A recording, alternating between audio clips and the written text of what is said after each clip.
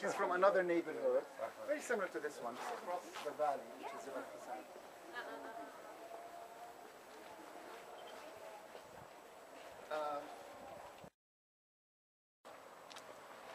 And it says it down here, Rami. Where? The end of ordinary street. Exactly, that's the name of the postcard.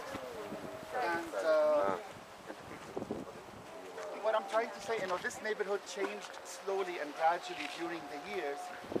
That's why it's called the end of an ordinary street. Until the past just couple of years, my grandfather's house was down the steps, and I felt when my aunt became very sick and she left it, this was the house of reservoir of a lot of memories. And we used to play here.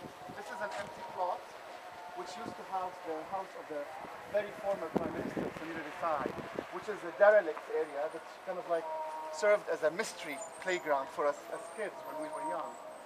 And I remember, the trips we used to have between my cousins and, going to the baker, to the shoemaker, and to the barber, and to the tailor, and all of these people. And all of a sudden, a lot of people just this year have left because of future development. So that's why this is called the end of an ordinary street. I'm not saying that the past has to kind of like be resurrected. What's gone is bygone and will never come back. But what I'm trying to say is that future development at least should care a little bit about memory, because memory and nostalgia is not something that to actually shun away from or to be ashamed of. It's a very natural feeling. And to think a little bit about the memory of the residents and the memory of the people within this neighborhood.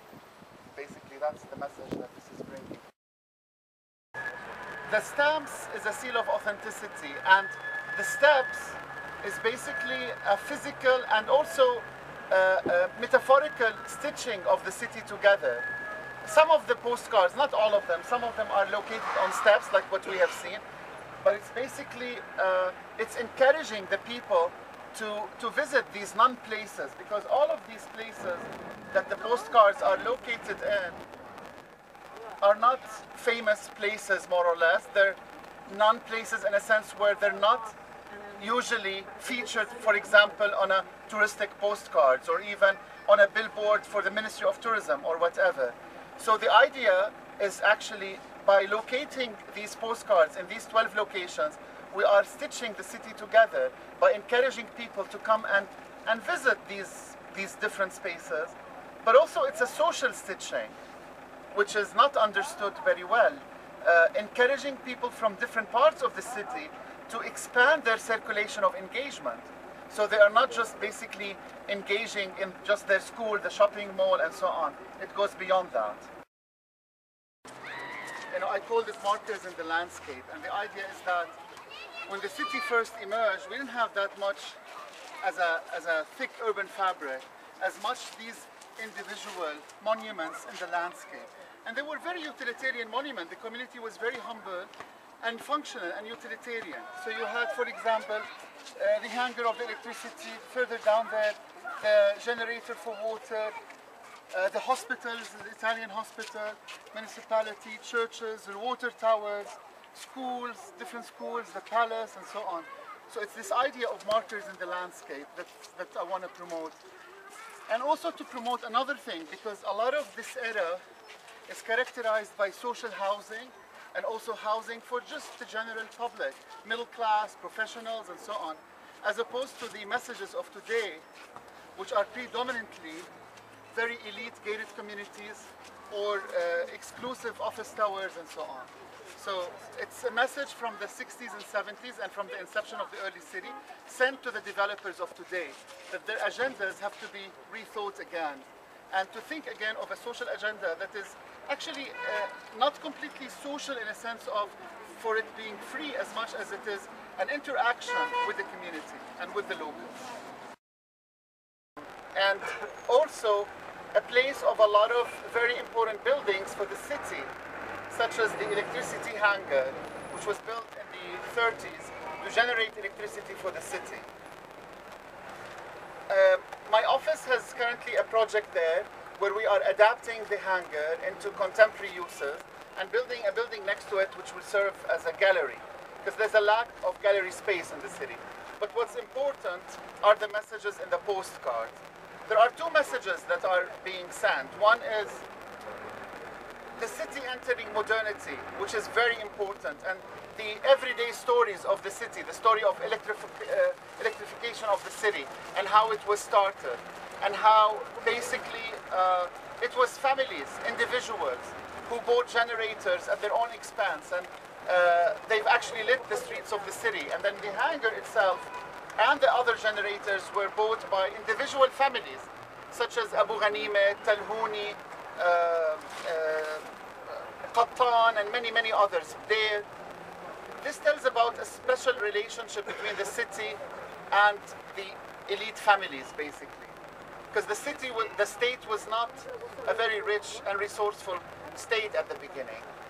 But in addition to the story of modernity, the site talks about resistance as well. And that's a very important narrative in the site. In the early 20s, for the first Legislative Council, an offer was made to the first Legislative Council when Jordan was under the mandate period by a Zionist who's actually a Palestinian Jew called Binhas Rothenberg. And Rothenberg made an offer to generate electricity in Jordan, hydropower over Nahr al-Yarmouk, over the river Yarmouk, in return for land, basically in the northern parts of the country. A lot of the history of Jordan is actually untold, basically.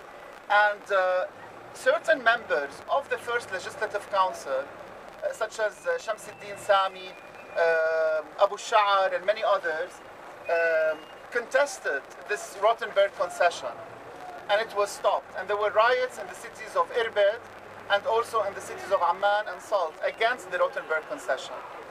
And then the project was put on the shelves and never implemented, thank God. And it was actually local initiatives that eventually generated electricity in the city.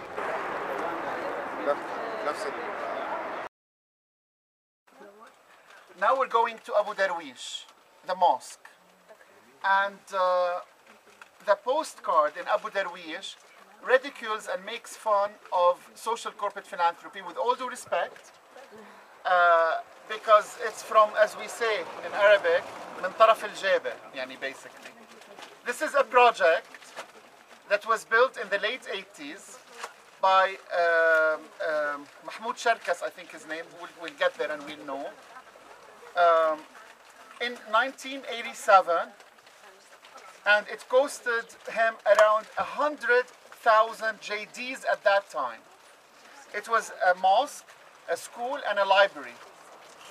And the postcard is a tribute to this person, and also a lesson to the corporates who claim corporate social responsibility. So that's the next topic.